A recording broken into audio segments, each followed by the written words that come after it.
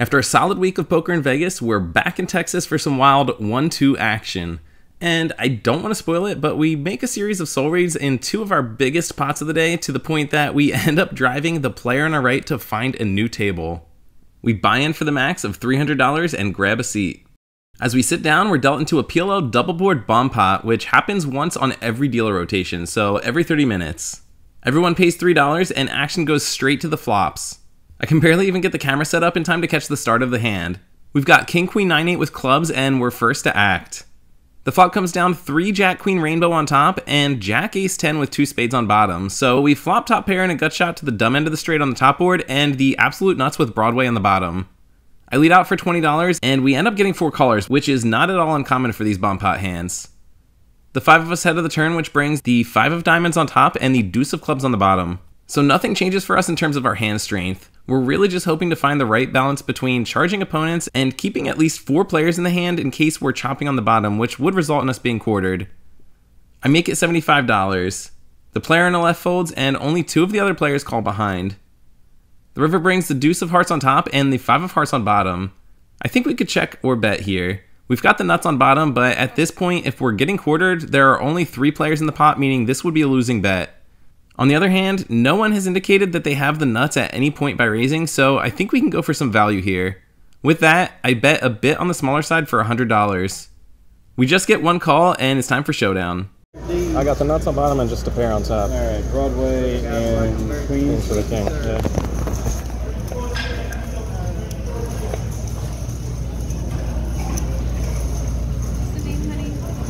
I think a scoop. Yeah, that's a scoop.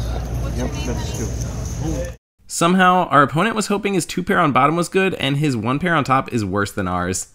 I was not expecting to scoop this one, but I'm definitely not mad about it. We move to a better seat across the table and play pocket 7s a couple times, not really catching anything and having to give up. Eventually, 25 minutes later, we straddle under the gun, making it $5. 3 players limp in, the big blind calls, and we look down at pocket 4s. Not a bad hand to have in the straddle, but definitely not good enough to be raising here. I check our option and we take a free flop. It comes down 4-8-6 rainbow, giving us bottom set. The big blind checks and I think we could either bet out or go for a check raise here. With this board being as coordinated as it is, it wouldn't surprise me to see a bet from one of the 3 limpers behind us. I go with a check and we end up seeing the hijack bet out for $15. The button folds and the big blind calls. We definitely want to thin the field out now, or at least charge the draws to get there. I raised to 60. The original better calls and the big blind folds, so we're heads up now. The turn brings the 8 of spades pairing the board, so we can't lose to a straight now, and if our opponent called on the flop with top pair, we're probably going to get paid. I push all in for $221 effective, having our opponent covered, and he doesn't take long to call.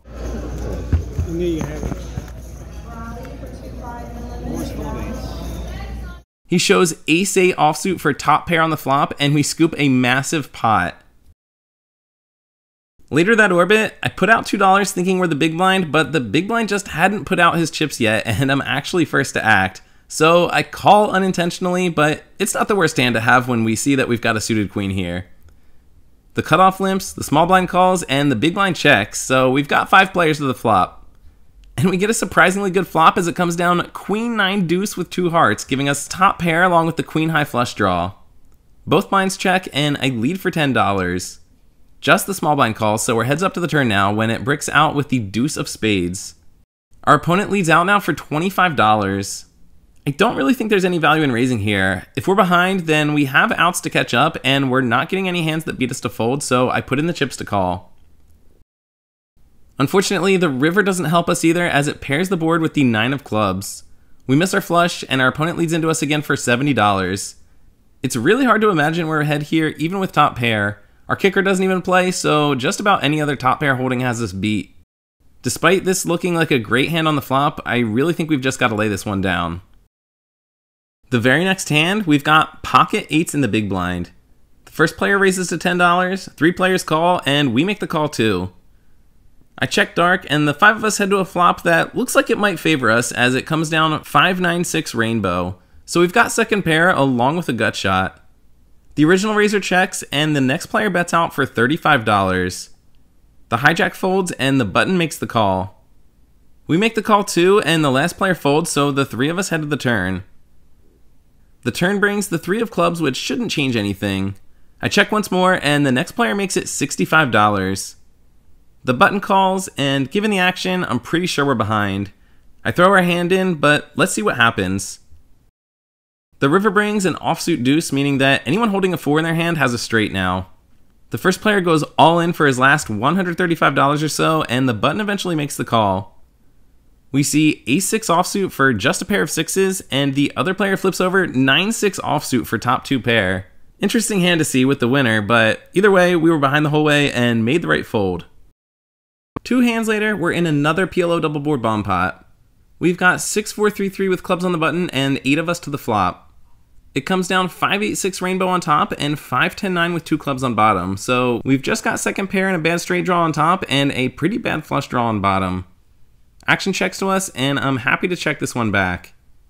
The turn's quite interesting as we see the 4 of diamonds on top and the 3 of clubs on bottom. Now we've got 2 pair on the top board, though it's extremely unlikely to be good, along with both a baby flush and bottom set on the bottom board.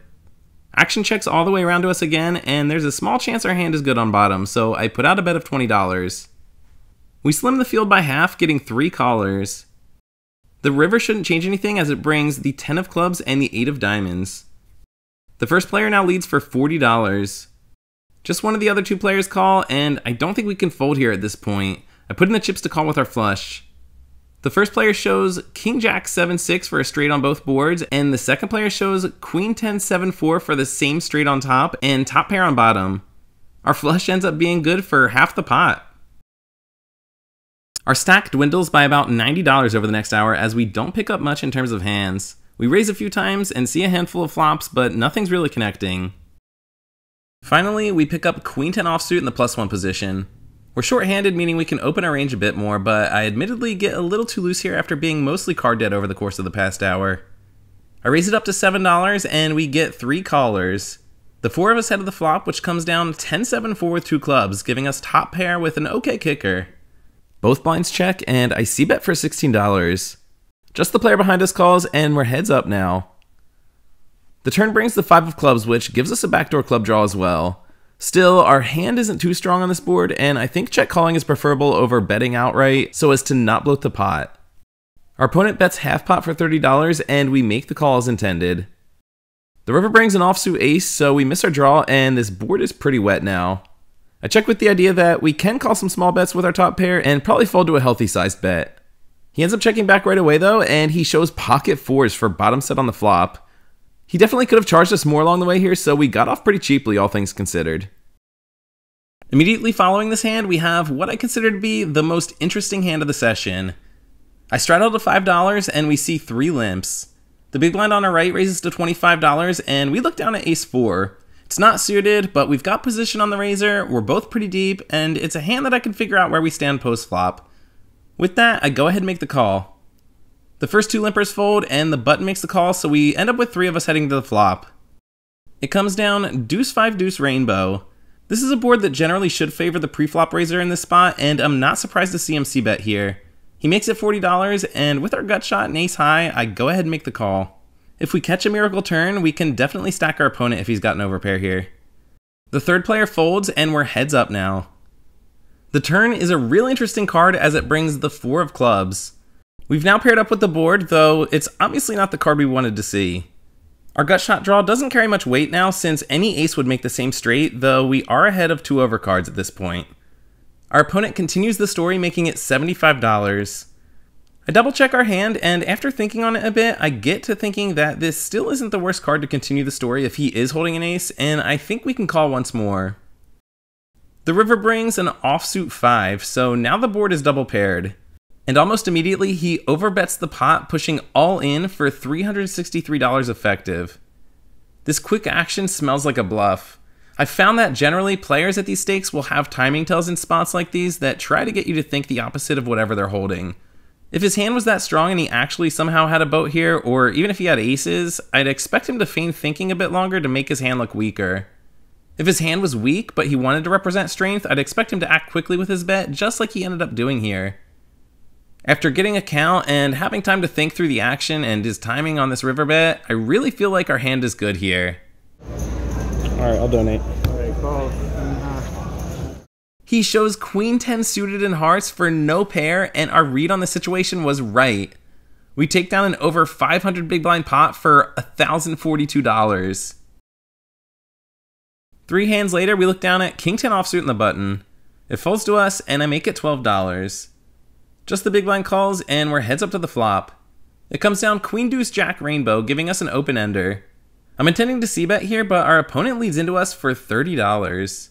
I call with our draw, and the turn brings the 10 of spades, giving us third pair. Our opponent checks now, and I think we can take advantage of this scare card since we've got the range advantage with our preflop raise. I make it $45. He pretty much snap folds, and we pick up another one. We're getting some pretty good starting hands for about 10 minutes straight, but unfortunately we just keep missing flops on just about everything. Then we pick up a premium with pocket queens on the button. There's one limp, and it folds to us. I make it $15 in position, and the small blind calls right away. The limper calls as well, and we've got 3 to the flop. And we just go ahead and flop the nuts as it comes down queen high with 2 diamonds. Both players check, and with both a straight draw and a flush draw out there, there's no reason to slow play this. I c-bet for 25. The small blind goes all in for $67, and the third player folds. Call. Top set. A diamond, I guess. Diamond, the king, and 9. King now. 10 jack. Yeah. Our hand holds, and we pull in another one. 30 minutes later, there's an early position limp, and it folds to us. I make a very loose raise here with 6-5 offsuit in position, making it $12. The big blind and limper both call, so we've got 3 to the flop. And it's hard to complain on days like today, as we virtually flop the nuts yet again on a 5-5-6 board. The big blind leads for $35, and the limper folds. Our hand is so strong here, I don't think there's any value in raising. I make the call, and we see the turn. It's the jack of diamonds, and our opponent leads again, this time for $75. With how deep we both are, I don't want to wait any longer to raise. I want to start building the pot, so I 3x his bet, making it $225. I guess he was bluffing, or maybe just had a draw, as he gives it up quickly, and we scoop in another one. Almost an hour passes before the next interesting hand, when we straddle under the gun for $5. The hijack, who's the same player from the last hand in this episode, limps in, and everyone else folds. We look down at a raggedy 6-4 offsuit in our straddle, and check our option. The flop's a pretty damn good one for our hand though, as it comes 6-3-5 rainbow, so we've got top pair along with an open-ended straight draw. I lead out for $15, and our opponent makes the call. Unless he decided to float with overcards on the flop, the turn probably doesn't change anything as it brings the 10 of hearts. I lead out again, this time for $25. He calls once more, and the river brings a pretty safe looking 10 of spades pairing the board. I feel pretty confident that we've got the best hand here, but I don't think we're getting worse hands to fold, and we're only going to get value out of missed draws by giving them a chance to bet, so I check to our opponent. He makes it $65, and I snap call. Call. Got the 6. He mucks, and I'm pretty sure that our check got us a little more value we otherwise would not have gotten here. 4 hands later, we've got ace-queen offsuit in the cutoff. The player on our right raises to $10, and I 3-bet to $30. The small blind cold calls, and it folds to the original raiser, who calls as well. So we've got 3 to the flop, where we unfortunately miss as it comes down 4-4-9 with 2 hearts. Still, this is a pretty good board for us to continue given the strength we've shown pre-flop, so when it checks to us, I bet half pot for $45. The small blind folds, and the player on our right check raises to $125. This is kind of a weird spot given our history from the last big hand together where I made the soul read against him. I doubt he's trying to bluff us twice, but I also feel like our hand is too strong to fold versus this raise size. I'm borderline between a call and a fold here, and I ultimately end up putting in the chips to call. The turn unfortunately doesn't help us as it's a total brick with the 5 of spades. He leads into us for $200, and there's not much to do here other than fold. So we end up giving a few chips back to the player from earlier. But that's okay, because 2 hands later, we've got what's probably my second favorite hand of the session. The same player on our right raises to $10 first to act. We've got a pretty bad hand here, but it's suited, we're both quite deep, and I want to get involved with this player, so I make the call. The button calls as well, and the 3 of us take a flop. We manage to hit top pair as we see deuce 4-10 with 2 spades and a diamond. The The player on our right c-bets for 20, and we're not going anywhere with top pair. The third player folds, so we're heads up now. The turn brings the jack of diamonds, putting an overcard to our pair on the board, but we do pick up a backdoor flush draw. He thinks for a bit, then leads again for full pot this time, making it $75. If we're behind, we're not getting a good price to draw. I do recognize though that this would be a good board for him to continue firing with overcards, meaning there's a chance we're still ahead. And even if we're not ahead, despite getting a bad price on our draw, I think we've got pretty good implied odds considering that he's unlikely to suspect that we've got a diamond draw. I make the call and we're headed to the river. And it's a magic one as we see the ace of diamonds. We hit our flush, and if our thought process about him having overcards is accurate, then this ace definitely helped him. He massively overbets the pot for $300. I double check our hand and yep, we've got the flush. Realistically, we're only losing to king queen of diamonds or maybe king nine or queen nine of diamonds. Either way, the money's going in here since it's pretty unlikely we're going to run into one of those holdings. After thinking about Vegas and the fucking mirage, I push all in for another 328 on top, having him covered. He doesn't sound happy as we hear the words. Calls. Got flush. 10 high flush. We scoop an almost $1,500 pot at 1-2. That's almost 750 big blinds at this game. Everything really is bigger in Texas. We don't get to see his hand when he mucks, but he later mentions that he backdoored the nut straight with king queen, which absolutely makes sense given the action. So the ace of diamonds on the river really was a miracle card to get us paid there. I do take a little verbal berating for our hand selection against this player, and unfortunately, this was one of the last hands I got to play with this opponent as he requested a table change to get away from me. The next orbit, we straddle again first to act, and there's one limp. The big blind races to $15, and we look down at two red sixes. We make the call, and the limper calls as well. And we just continue to hit everything with the flop coming down queen, deuce, six with two diamonds, giving us middle set. The big blind checks now, and I open for $25. The limper makes the call, and the big blind folds, so we're heads up. The turn brings an inconsequential 10 of clubs. I've noticed that this guy has an inclination to bluff when given the opportunity, so I check to give him the chance to do so. He makes it $50, and with the number of draws out there, we've got to spring the trap now. I make it $170. He doesn't at all hesitate to put the chips in to call, and we're just hoping for a clean river. We see the 9 of clubs, so some backdoor straight and flush draws do get there now. Even though I'm a little worried about the draws, I don't think with the action it's likely that he reasonably should have hit either of them. A lead out for $200. After about 10 seconds, we get the call. Calls 200. Set. A set of sixes. He shows queen six suited for top two pair on the flop, so pretty lucky for us to run into that particular hand, and thankfully dodges two outer all the way through. We pick up an assortment of pocket pairs and suited connectors over the next 40 minutes, but nothing's connecting and our stack dwindles by about $170. Then we pick up 6-3 suited in the big blind.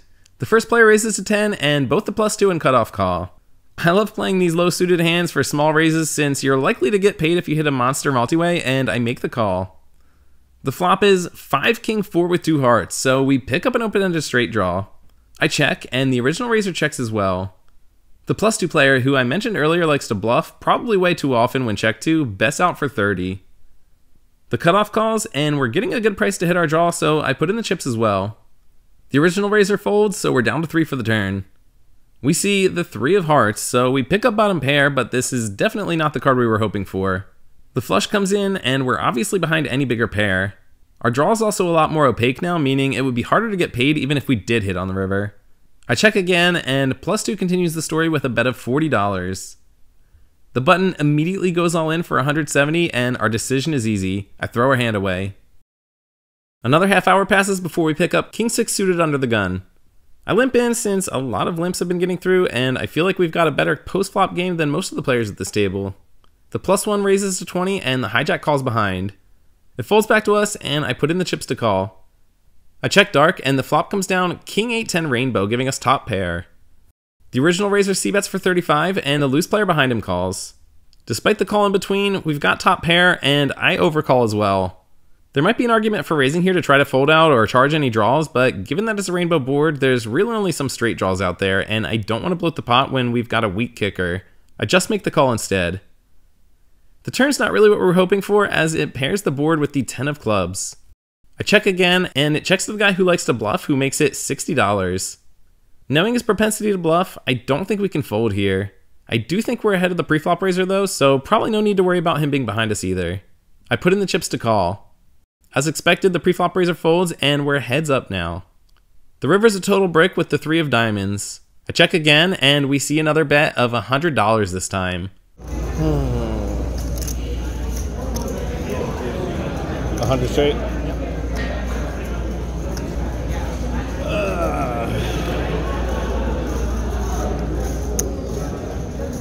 I don't think I'm ahead here, but there's so many draws that missed.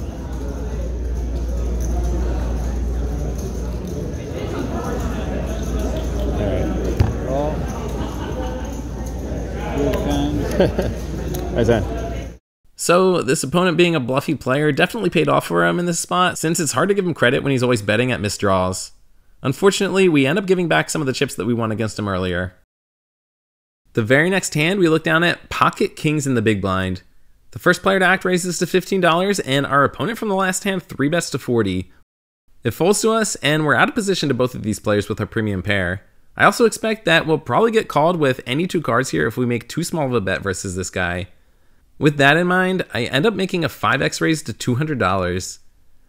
The original raiser folds, and the 3-better flat calls our raise. Time to pray to the poker gods. We do not want to see an ace on this flop. It comes down 6 Jack 3. Let's go. I know this guy likes to chase draws, but I don't really want to give him the chance as he's got another $600 behind. I push all in having him covered, and he pretty quickly folds, so we managed to win back what we lost on the last hand.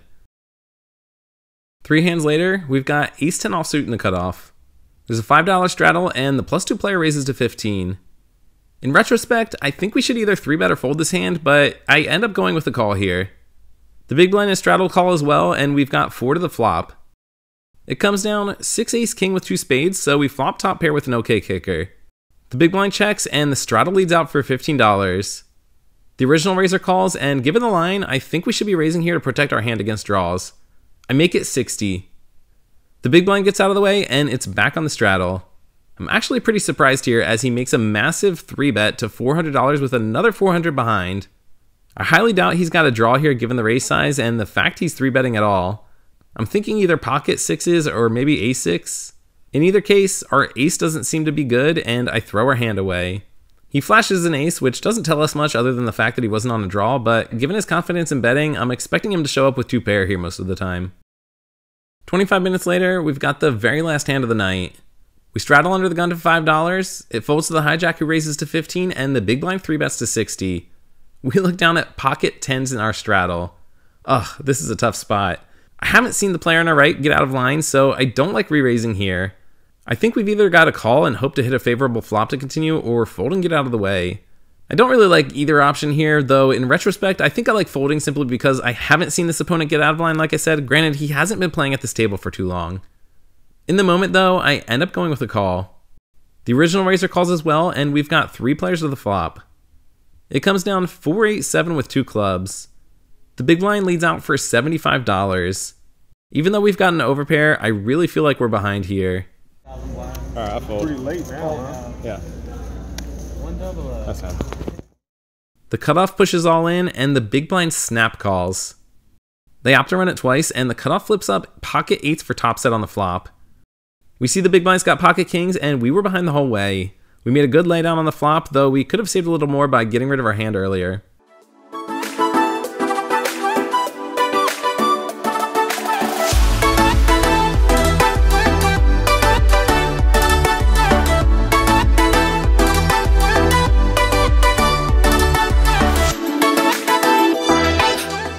Well, we ran pretty hot this session, at least for the first 3/4 of it. The last, I'd say 25% of the session ran into some bad spots, but also I would definitely say made some worse plays. I was not happy with some of the ways that I played those hands at the end there, but you know, ran hot at the beginning and had some pretty interesting hands. I think the ace-4 hand in particular is an obvious one where we made the soul read on the river, and then we just happened to have a really nice run out against him on the hand later for an even bigger pot that drove him away from the table. So pretty fortunate run out for us there. Hard to complain, even though we gave a little bit back at the end. In all, we bought in for $300 and cashed out for 2.2K. So a little less from when we were at our peak of 2.5K, but still a really great result. Really happy with it. You know, about a 1.9K win before paying for our hourly fees and what have you. So not complaining. If you enjoyed the episode, guys, I'd really appreciate it if you could hit the like button. If you want to see more of these, hit the subscribe. Otherwise, we'll just see you on the next one. Thanks for watching. Take care.